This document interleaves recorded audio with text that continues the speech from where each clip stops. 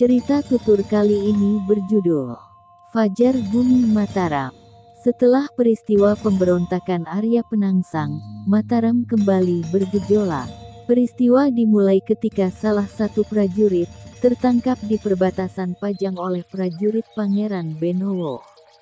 Selang beberapa lama, kabar itu diterima oleh Ki Gede Pemanahan. Lantas Pemanahan menegur Danang Sutawijaya. Dia mengira peristiwa ini didalangi oleh Danang.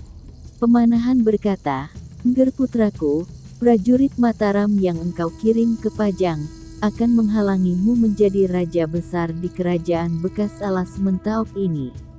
Danang terkejut oleh tuduhan Ki Gede Pemanahan, karena sama sekali dia tidak pernah mengirim prajurit ke Pajang. Sekalipun Danang melakukan hal itu, dia akan berdiskusi dengan Ki Gede Pemanahan terlebih dahulu, ujarnya. Lantas datanglah prajurit Pajang yang diutus Sultan Hadiwijaya untuk memberikan surat kepada Danang. Surat tersebut berisikan perintah panggilan Danang untuk menghadap Sultan Hadiwijaya. Ki Gede Pemanahan pun kaget, dan dia menyuruh Danang untuk membawa prajurit-prajurit pilihan ketika hendak berangkat ke Pajang. Namun sebaliknya Danang, dengan tenang dan percaya diri, menolak apa yang disuruh oleh Ki Gede Pemanahan. Danang menganggap jika dia membawa prajurit, akan membuat dirinya semakin didakwa melawan Sultan Hadiwijaya. Hal ini pun disetujui oleh Ki Juru Mertani yang tiba-tiba datang. Benar, Danang pun berangkat, tapi Juru Mertani tetap meminta Ki Gede Pemanahan untuk mempersiapkan prajurit berangkat ke Mataram, dengan langkah dalam diam supaya tidak diketahui oleh Danang. Cerita beralih di Kadipaten Wirobumen, bagian dari Pajang, yang dipimpin oleh Wirobumi. Dia adalah menantu Sultan Hadiwijaya. Dia bersiap-siap untuk berangkat menghadiri pertemuan agung di istana Sultan Hadiwijaya. Langkah Wirobumi terhenti oleh celetuk dari abdi dalam laki-lakinya, yang berkata, "Wah, calon sultan kita sudah siap." Wirobumi pun tersenyum, "Namun, kayaknya ada yang kurang," ujar abdi dalamnya. "Oh iya, Diajeng," Wirobumi memanggil istrinya. "Tetap masih ada yang kurang," ujar abdi dalamnya lagi. "Apa?" jawab Wirobumi dengan nada marah. "Ampun Doro, maksud saya, yang kurang adalah keris. Masak Sultan tidak membawa keris?" Wirobumi tersenyum, dan menyuruh istrinya mengambil keris dan memakaikan ke Wirobumi. Lantas keduanya pun berangkat ke istana Hadiwijaya. Singkat cerita, tibalah acara Pasowanan Agung atau Pertemuan Agung yang diadakan oleh Sultan Hadiwijaya. Semua anak-anak dari Sultan Hadiwijaya, seperti Pangeran Benowo, termasuk Danang Sutawijaya. Sultan Hadiwijaya membuka Pasowanan Agung dengan berkata, "Semua para anak-anakku, ketahuilah, aku sudah berusia dan sakit-sakitan."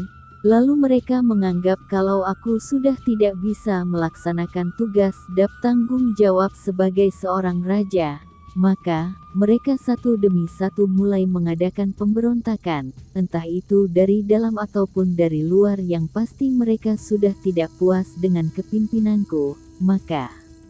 Tapi semua itu bukan karena aku Romo. Wirobumi memotong pembicaraan Sultan Hadiwijaya.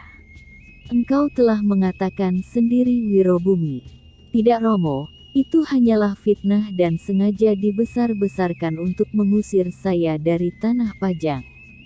Dan yang jelas, Romo Sultan, kerusuhan tersebut bukan bersumber dari Mataram. Sowan hamba hanyalah karena serat dari Romo Sultan yang mengutus saya untuk datang, dan sekaligus hamba ingin menjernihkan masalah ini," sahut Danang Sutawijaya. Yang kemudian Pangeran Benowo pun, dengan bijak, berkata, "Sudah kalian berdua dengarkan Romo Sultan, beliau lebih wasis, dan sudah banyak kawaruh beliau akan tahu hal yang akan terjadi, maka diam, hardik." Sultan Hadiwijaya sambil berkata, jangan engkau rusak bumi ini, jangan sakiti rakyat-rakyatku, jangan sakiti dan jangan kecewakan, apalah artinya seorang raja tanpa mereka.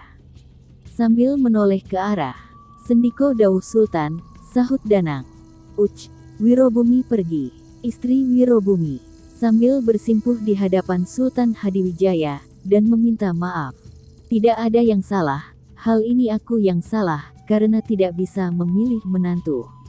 Tapi Romo, jawab istri Wirobumi. Danang dan kau Benowo, papahlah aku masuk ke dalam.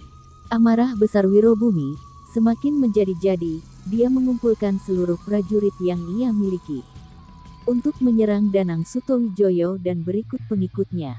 Berangkatlah Wirobumi dan seluruh prajurit menyerang Danang.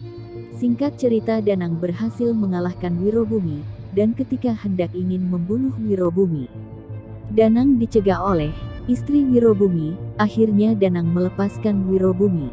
Bersamaan dengan datangnya Pangeran Benowo, Danang menjelaskan kepada Benowo siapa yang selama ini merongrong, bersiasat picik merebut tahta sultan.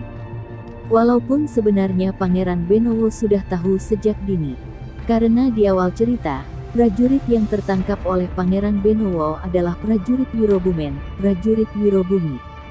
Danang pun memanggil seluruh prajurit Mataram dan Pajang untuk bersatu membangun nusa dan bangsa.